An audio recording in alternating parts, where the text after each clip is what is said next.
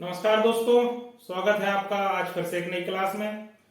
आज जो हमेशा की क्लास होगी वो होगी एक्नी वल्गैरिस पे, मतलब आसान शब्दों में समझे तो पिंपल या मुहासे।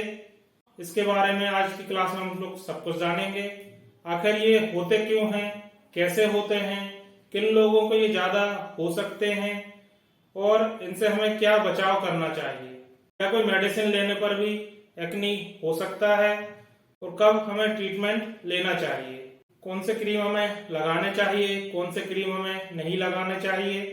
इन सारे सवालों का जवाब हम आज की इस क्लास में पाएंगे। तो क्लास शुरू करते हैं। उससे पहले आप प्लीज चैनल को नीचे रेड में सब्सक्राइब होगा, उसको सब्सक्राइब कर दीजिए, जिससे कि आगे और भी ऐसी क्लासेस होती रहेंगी तो आपको तुरंत मिलती रहेंगी। और यदि आपके कोई इस क्लास से संबंधित डाउट है या सवाल हैं या कोई सजेशन है या पुरानी क्लास से संबंधित कोई बात है तो आप नीचे कमेंट बॉक्स पे कमेंट कर सकते हैं, या आपको कोई अलग टॉपिक पे क्लास चाहिए तो भी आप कमेंट बॉक्स पे कमेंट कर सकते हैं। तो चलिए शुरू करते हैं आज की क्लास।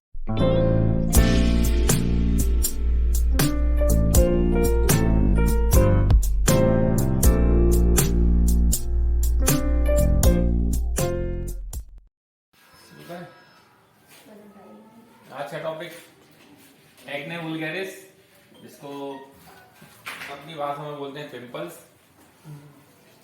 अब ये सबसे पहले स्टार्ट करते हैं इसकी इटियोलॉजी से।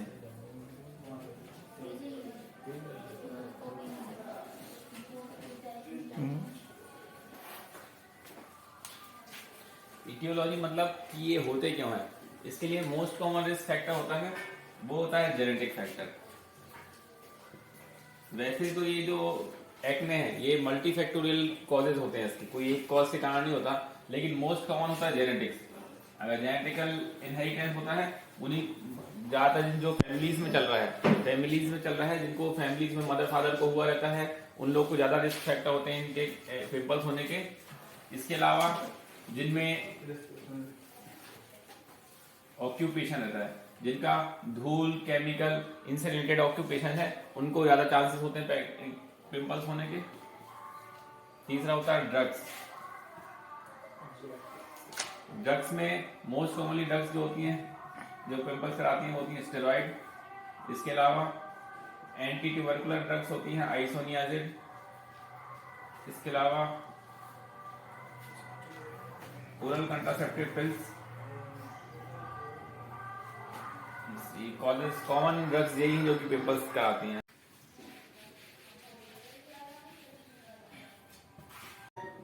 अब आते हैं पैथोजेनेसिस पे। पैथोजेनेसिस क्या होती है? ये होता है ये जो है ये अपना हेयर फॉलिकल, ये स्किन है, ये अपना हेयर फॉलिकल है। हेयर फॉलिकल से जो अटैच होती है ये होती है सेबेशियस ग्लैंड। सेबेशियस ग्लैंड का काम होता है ऑयल सीक्रेट करना, सीबम सीक्रेट करना। तो ये होती है सेबेशियस डक्ट, या इसको बोलते हैं पाइलोसेबेशियस डक्ट। ये डक्ट के थ्रू ये हेयर के बाजू से सीबम जो है स्किन पे आता है। ठीक है। अब कई कंडीशन होती हैं जिसमें कि ये सीबम ज्यादा सीक्रेट होने लगता है। ये सीबम ज्यादा कब सीक्रेट होने लगता है? पहली कंडीशन होती है टीनेजर्स में क्या होता है, जैसे हार्मोनल चेंजेस होता है, अपना जो सेक्स हार्मोन होते हैं उसमें 5 अल्फा रिडक्टेज है, उसकी मात्रा बढ़ जाती है। वो सेबेशियस ग्लैंड को बोलता है कि ज्यादा सीबम सीक्रेट करने के लिए, जिससे ज्यादा सीबम सीक्रेट होता है। ज्यादा सीबम सीक्रेट होने से ग्लैंड थोड़ी सी एनलार्ज हो जाती है।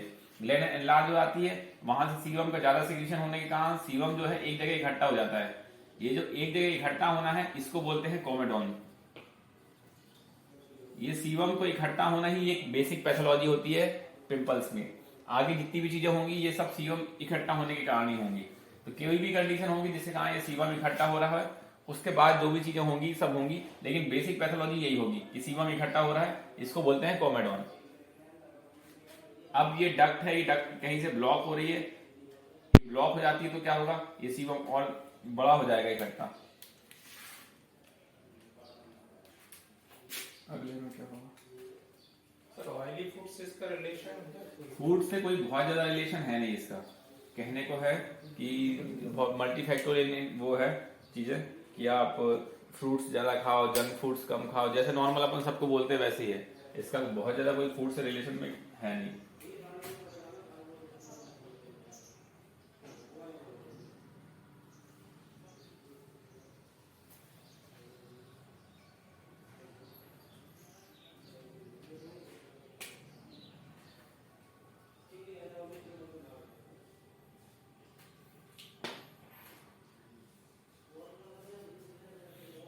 ये क्या हुआ, ये डक्ट अगर कहीं से बंद हो गई, इसका रास्ता बंद हो गया, डक्ट का रास्ता बंद होगा तो क्या होगा, सीबम यहीं यहीं इकट्ठा हो जाएगा और इकट्ठा हो जाने के कारण यहाँ पे एक स्वेलिंग पैदा कर देगा, स्वेलिंग पैदा कर देगा। स्किन में जो है, स्किन में ये स्वेलिंग सिर्फ एक उठाव के जैसे दिखेगी और वाइट वाइट पैच दिखेगा उसमें, जस्ट एक सिंपल सा वाइट पैच दिखेगा और एक उठा हुआ पैच दिखेगा। इसको बोलते हैं क्या है, ये क्योंकि बंद है इसको बोलते हैं क्लोज कोमेडोन, क्लोज कोमेडोन या फिर व्हाइट हेड। अगर ये डक्ट बंद नहीं होती है, सिर्फ सीबम का सिक्रीशन बढ़ता है, तब क्या होगा,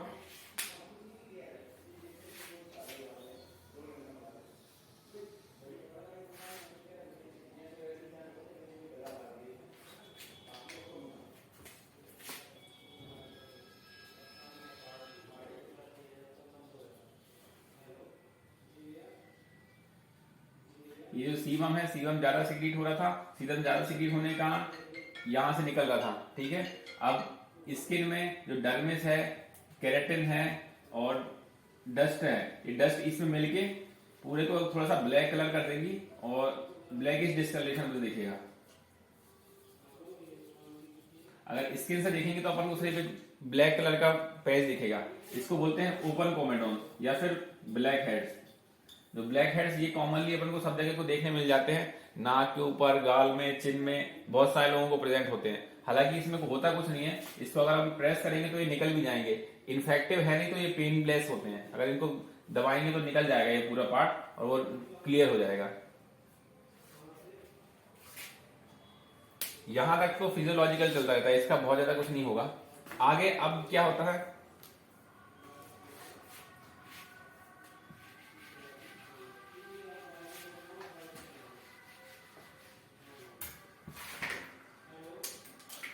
ये जो है सीबम सिक्रीट हुआ, यहां से सीबम का रास्ता बंद हो गया। अब कोई भी रास्ता बंद है, अंदर सीबम पड़ा हुआ है, तो ये एक वो हो जाता है, कॉलोनी फॉर्मिंग के लिए एक अच्छी जगह मिल जाती है। तो यहाँ पे बैक्टीरिया जो होता है कॉमनली ग्रो करता है, प्रोपियोनियम बैक्टीरियम एक्ने, और एक यीस्ट होता है, यीस्ट होता है मलासेसिया फरफर। ये दो चीजें हैं, नाम याद करने की ज्यादा जरूरत नहीं है।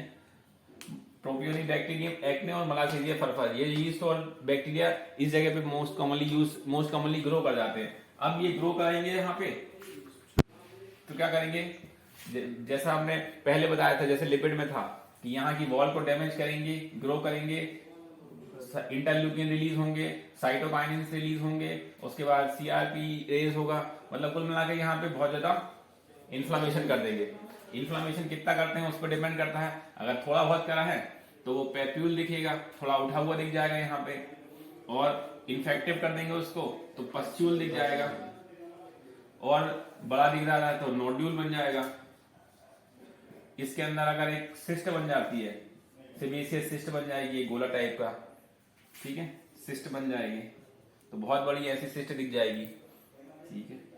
और बहुत ज्यादा इन्फेक्टिव हो गया है तो यहाँ बिल्कुल ऐसा स्कारिंग दिख जाएगी। तो अब किन लोगों में ये होना है, किन लोगों में नहीं होना, किसी का कुछ नहीं बता सकते। ज्यादा जेनेटिक वेरिएशंस होते हैं, कुछ मेल फैक्टर है, मेल फैक्टर में सीवियर एक्ने के चांस ज्यादा होते हैं। फीमेल्स में क्या है, फीमेल और मेल में इंसिडेंस तो बराबर है, लेकिन जो सीवियर एक्ने है, सीवियर एक्ने मेल्स में ज्यादा होते हैं, फीमेल्स में कम होते हैं। चलो, एक्ने के बारे में पैथोफिजियोलॉजी में क्या समझ में आया, इटियोलॉजी में क्या समझ में आया। पैथोफिजियोलॉजी में ये है कि बेसिक एक्ने क्या होता है, जो हेयर फॉलिकल्स में सेबेसियस ग्लैंड है, सेबेसियस ग्लैंड का जो रास्ता है, ये रास्ता ब्लॉक हो रहा है, कहीं ना कहीं से ये रास्ता ब्लॉक हो रहा है, और दूसरा सीबम का सीक्रेशन इंक्रीज हो रहा है, ठीक है। दो ही मोस्ट कॉमन कारण है। तीसरा इन्फेक्शन, पहला रास्ता कहीं से ब्लॉक हो रहा है, रास्ता ब्लॉक करने के लिए कैसा हो सकता है, कोई भी इन्फेक्शन है, केमिकल है, धूल है, इसके कारण ये ब्लॉक हो सकता है रास्ता। सीबम इंक्रीज कब होता है, ये ड्रग्स के साथ साथ हो सकता है, हार्मोनल फैक्टर हो सकता है, जेनेटिक फैक्टर होता है, ये तीनों फैक्टर हो जाते हैं जिसके कारण सीबम बढ़ने लगता है। और इन्फेक्टिव कंडीशन में है कि ये अगर एक बार रास्ता ब्लॉक हो गया तो वो एक अपन को कॉलोनी मिल जाएगी इन्फेक्शन ग्रो करने के लिए, इन्फेक्शन ग्रो कर देगी। तो ये होगी इसकी पैथोफिजियोलॉजी बेसिक्स। अब क्योंकि ये अगर जब तक इसको अपन को पैथोलॉजी नहीं पता होगी तब तक इसका ट्रीटमेंट नहीं बता सकते अपन। ट्रीटमेंट क्योंकि इसका डिपेंड करता है, ट्रीटमेंट क्या होगा, पहला जनरल मेजर, दूसरा टॉपिकल ट्रीटमेंट, तीसरा ओरल ट्रीटमेंट, चौथा सर्जिकल।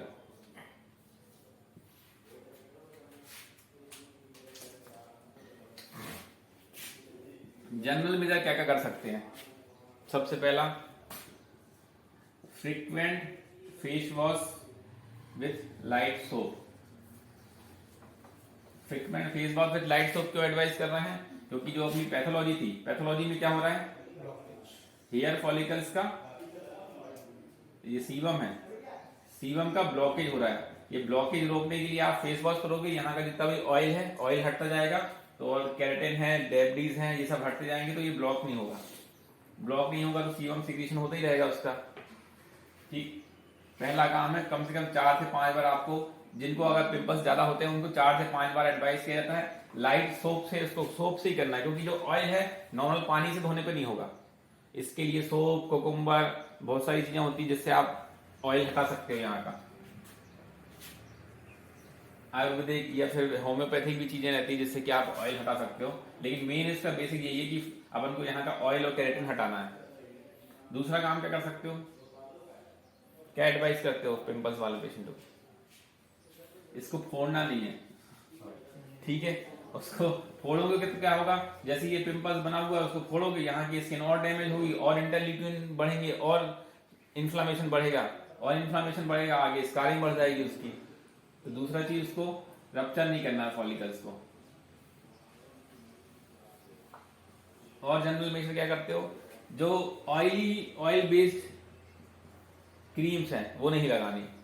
ऑयल बेस्ड क्रीम है जो कि मार्केट में जितनी भी अवेलेबल होती हैं वो ऑयल बेस्ड होती हैं। ऑयल होगी तो उसके और कवर कर देगा, वो इसको कवर कर देगा। तो फिर यूजली कॉस्मेटिक्स यूज करते हैं, जो कॉस्मेटिक होते हैं वो ऑयल बेस्ड होते हैं। तो आप कॉस्मेटिक अगर यूज कर रहे हो तो बिल्कुल शॉर्ट टाइम के लिए यूज करो, जैसे ही आपका काम हो जाए तो धो लो ठीक है, नहीं तो वो ब्लॉक कर देगा, पिंपल्स और बढ़ा देगा।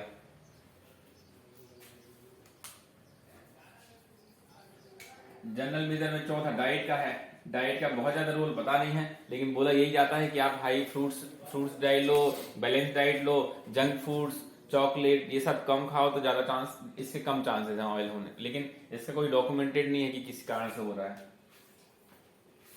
ठीक, जनरल मेजर समझ में आ गए। पिंपल्स के बारे में general major actually health care worker है अपन, तो कोई भी अपन से पूछता ही है इसका ट्रीटमेंट, मतलब किसी डॉक्टर से ना भी सही, सबसे ही पूछता है। तो ये थोड़ी बहुत चीजें आपको पता होनी चाहिए। अब आते हैं टॉपिकल ट्रीटमेंट में। टॉपिकल ट्रीटमेंट में क्या कर सकते हैं? टॉपिकल ट्रीटमेंट अपने पास अवेलेबल है। पहला, बेंजोइक एसिड, बेंजोइल परऑक्सीडेज। दूसरा, क्लिंडामाइसिन, डॉक्सीसाइक्लिन। तीसरा, निकोटिनामाइड। चौथा, एडाप्टिन। पांचवा, रेटिनॉइड। नहीं, ये मैंने लाइन से जो सीवियरिटी है, सीवियरिटी के हिसाब से बनाया। अगर बिल्कुल माइल्ड है, माइल्ड केस है, मतलब इन्फेक्टिव नहीं है, ब्लैक हेड्स या व्हाइट हेड्स बर्ड्स हैं, तो अपन को सिर्फ स्किन पीलिंग की जरूरत है। स्किन की जो केराटिन है, केराटिन वगैरह, इससे बेंजोइल पेरोक्सीडेज है। बेंजोइल पेरोक्सीडेज जितनी भी है ना स्किन जो इन्फेक्टिव है, जो ये है बेंजोइल पेरोक्सीडेज, निकोटिनिक एसिड, एडाप्टिन और रेटिनॉइड, चारों जो है थोड़ी बहुत स्किन को क्या है पील करेंगे, क्योंकि एसिडिक होती है ये, तो सब स्किन की रिएक्शन हो सकती है। जितनी भी आप एक्ने के लिए ट्रीटमेंट दे रहे हो, एक्ने के लिए ट्रीटमेंट जो भी है, तो पेशेंट को एडवाइस करना है कि शुरुआत में हो सकता है कि वो आपको बढ़ा दे, क्योंकि वो स्किन में इन्फ्लामेशन पैदा करेगा। इन्फ्लामेशन पैदा करने का हो सकता है 2 से 3 दिन के लिए एक्ने बढ़ जाए, उसके बाद लेकिन कम होने लगते हैं। सर कई बार उसका रेडिश भी आ जाता है, रिएक्शन हो जाता है। अगर सीवियर रिएक्शन होता है वो यूजुअली टेट्रोनाइन का होता है।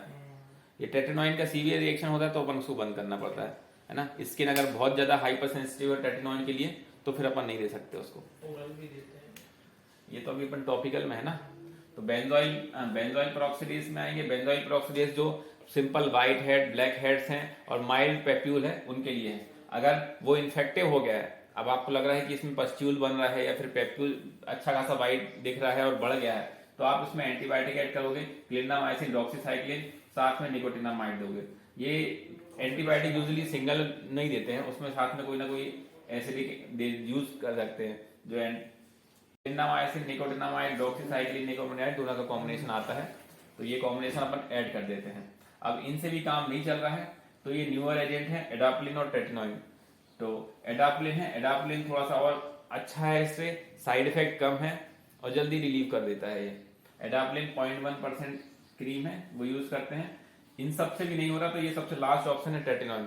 ट्रेटिनोइन वैसे तो बहुत ज्यादा इफेक्टिव है, ज्यादा इफेक्टिव किसमें, जो पस्चुलर एक्ने है, सीवियर जो एक्ने है, बहुत बड़े बड़े एक्ने जिसको हो जाते हैं, उन लोगों के लिए यूज करते हैं। बस इसको नॉर्मल स्किन पे नहीं लगाना है, नॉर्मल स्किन पे लगाएंगे क्योंकि ये प्रिवेंटिव नहीं है। कोई भी अपन जो ट्रीटमेंट दे रहे हैं ये प्रिवेंटिव नहीं है, तो आपको सिर्फ जितना भी ये क्रीम है सिर्फ एक्ने वाली जगह पे ही लगानी है, नॉर्मल स्किन पे नहीं लगानी। ये एडवाइस देना रहेगा सबको आपको, क्योंकि जितनी भी चीजें ये सब एसिडिक है, आप नॉर्मल स्किन पे लगाओगे तो जल जाएगी स्किन। तो आपको सिर्फ पर्टिकुलरली जहां पे एक्ने हुए हैं उस पे ही लगाना है। एक्ने का मोस्ट कॉमन साइड क्या है, फेस, नेक, शोल्डर और कई बार लोगों को पीछे बैक पे, बटक्स पे भी हो सकते हैं, होंगे ज्यादातर वहीं पे जहां पे ऑयल सिक्रीशन ज्यादा होता है, हेयर फॉलिकल्स ज्यादा है, हेयर में भी हो सकते हैं। ट्रेटिनोइन का साइड इफेक्ट बहुत ज्यादा है, स्किन के रिएक्शन बहुत ज्यादा होती है, कई बार स्किन बहुत ज्यादा ड्राई हो जाती है और बहुत ज्यादा इन्फ्लेम हो जाती है। टॉपिकल ट्रेटिनोइन का तो यही साइड इफेक्ट है। ठीक है, टॉपिकल एजेंट यूज हो गए। एडाप्लिन अपने आप में बहुत अच्छा है, अल्टरनेटिव है। एडाप्लिन की ज्यादा रिएक्शन भी नहीं होती है और बहुत जल्दी ठीक होते हैं उससे। अगर सीवियर नोडुलर एक्ने है, नोडुलर एक्ने है, बहुत सारे हैं, एक्सफोलिएशन है, बिल्कुल बड़े बड़े एक्ने हो गए, इन्फेक्टिव हो गए हैं, तो आपको ओरल ट्रीटमेंट भी देना पड़ेगा। ओरल में एंटीबायोटिक्स दे सकते हैं अपन। एंटीबायोटिक ओरल में भी वही यूज करेंगे, clindamycin, doxycycline, minocycline. Normal dose है 100 मिलीग्राम बीडी, 300 बीडी। टाइम इसका लगभग रहता है 15 दिन से 30 दिन तक, मतलब 15 से 30 दिन तक यूज कर सकते हैं अपन। इसके भी बहुत अच्छे रिजल्ट रहेंगे। इसके अलावा oral tretinoin, oral tretinoin rarely use कर सकते हैं। रेयरली मतलब कि सीवियर जो जिनको बहुत ज्यादा नोडुलर एक्ने हैं उनको यूज करते हैं। 1 मिलीग्राम पर केजी आता है इसका डोज ट्रेटिनोइन का। टोटल पर डे है, उसको डिवाइडेड डोज में भी दे सकते हैं।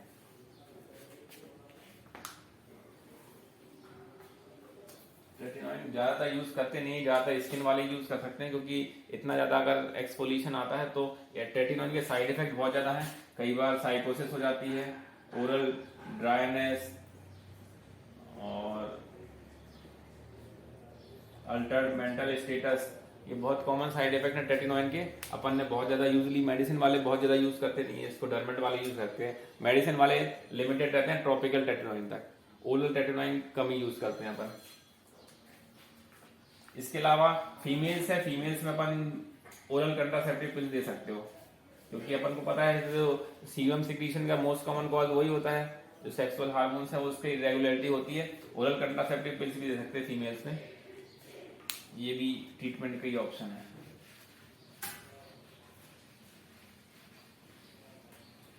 सर्जिकल ट्रीटमेंट लेस देन 0.1% के लिए सर्जिकल ट्रीटमेंट मेनली जो सीवियस अगर सिस्ट बन गई है, सीवियस सिस्ट बन गई है या फिर सीवियर स्कारिंग हो गई है, उसको रिलीव करने के लिए, स्कारिंग के लिए है। कॉस्मेटिक वेरिएशन कॉस्मेटिक के लिए रहता है। फीमेल्स यूजुअली सर्जिकल ट्रीटमेंट कराती हैं, मेल्स तो कॉमनली नहीं कराते हैं, है ना। सर्जिकल ट्रीटमेंट में बहुत सारे हैं, या तो इंट्रालीजनल स्टेरॉइड दे दो आप, स्टेरॉइड अंदर इंजेक्ट कर दो तो वो वहां का इन्फ्लेमेशन है वो कम हो जाएगा, या फिर स्कारिंग जो है उसका आजकल तो बहुत सारे मेथड्स आ गए हैं सर्जिकल में भी, उसके बहुत ज्यादा अपन को दिमाग नहीं लगाना। अब उनको बेसिक ट्रीटमेंट पे रखना है। बेसिक ट्रीटमेंट क्या है, जनरल मेजर टॉपिकल एजेंट तक लिमिटेड रखना है। अगर सिस्टेमिक दे रहे हैं तो सिस्टेमिक में एंटीबायोटिक्स तक लिमिटेड रखना है अपन को। तो बताओ, सबसे पहले डायग्नोसिस में कोई कंफ्यूजन है? एक्ने की डायग्नोसिस और किसी से कंफ्यूज हो सकते हैं अपन? कई बार ओरल हर्पीज होते हैं, ओरल हर्पेटी फॉर्म है, वो भी अपन को एक्ने से कंफ्यूज हो सकते हैं। और क्या चीज कंफ्यूज हो सकती है? सिंपल बॉयल है, फॉलिकुलाइटिस है, फॉलिकुलाइटिस है, हेयर फॉलिकल है, सिंपल एक हेयर फॉलिकल का इन्फेक्शन हो गया, वो हो गया, उसका सेबेशियस ग्लैंड से कोई मतलब नहीं रहता है। इसकी जो पैथोलॉजी है वो सेबेशियस ग्लैंड से ही चालू होती है। तो एक सिंपल फॉलिकुलाइटिस है, इससे कंफ्यूज हो सकते हो, क्योंकि फॉलिकुलाइटिस में तो सिर्फ इन्फेक्टिव है, ट्रीटमेंट उसका एंटीबायोटिक्स रहेगा। और एक्ने की डायग्नोसिस में बहुत ज्यादा दिमाग नहीं लगाना, एक्ने की बहुत सिंपल है डायग्नोसिस। मेन अपन को उसमें एक्ने में पता होना चाहिए जनरल मेजर, टॉपिकल ट्रीटमेंट क्या दे सकते हैं और सिस्टमिक ट्रीटमेंट क्या देना है, कितना सेफ है। पिंपल्स के बारे में किसी को और कुछ पूछना है, कुछ कंफ्यूजन ट्रीटमेंट में, डायग्नोसिस में और जनरल मेजर में? जनरल मेजर सबको समझ में आ गया क्या क्या करने होते हैं। पहला है फ्रीक्वेंट फेस वॉश है, क्या रहेगा? लाइट सोप है, कोई ऐसी तेज साबुन से नहीं करना है, हल्की सोप से करना है, जिससे कि जो स्किन के ऊपर का ऑयल है और केराटिन है वो अलग हो जाए। वो जो पिंपल्स रहती है उनको रप्चर नहीं करना, पिंपल्स को रप्चर नहीं करना है। और ऑयल बेस्ड मॉइस्चराइजर या कॉस्मेटिक नहीं यूज करना है, जितना कम से कम हो सके उसका यूज करना। कर देंगे तो सभी लोग ठीक। तो जैसे यूज करो आप तुरंत, जैसे ही अपना काम हो जाए, शादी आदि से आ जाओ तो वापस धो लेना। जिनको पिंपल्स होते हैं उन लोगों की बात है, और ये पहले भी कहा है कि इसका मेन जो कॉज है वो जेनेटिक फैक्टर है। किसको होगा किसको नहीं होगा किसी को नहीं पता, क्योंकि एक फैमिली, अब जेनेटिक फैक्टर भी बोलेंगे कि अब एक फैमिली में भाई बहन है, एक जैसा खाना खा रहे हैं, एक जैसा जीन्स है उसमें, फिर भी भाई को हो रहा बहन को नहीं हो रहा। मेल फैक्टर क्या है, उसका इंसिडेंस तो बराबर ही है, इंसिडेंस मेल और फीमेल में बराबर है, बस जो सीवियर एक्ने हैं वो मेल्स में ज्यादा होते हैं। तो कुल मिला के ये इसकी जो पैथोजेनेसिस है वो बहुत ज्यादा, मतलब जो इटियोलॉजी है बहुत क्लियर नहीं है कि किसको होगा किसको नहीं होगा। जिसको होता है उसके लिए अपन को मेजर देखने रहते हैं, नहीं ये नहीं कह सकते अपन किसको होगा किसको नहीं होगा। जिसको हो रहा है उसका ट्रीटमेंट कर सकते हैं, उससे बचने के उपाय जो हैं वो ज्यादा अच्छे, वो पता है अपन को। और नहीं हो आपको तो ये अपन नहीं बोल सकते कि होगा ही नहीं, आपको होगा तो अपन ट्रीटमेंट दे सकते हैं।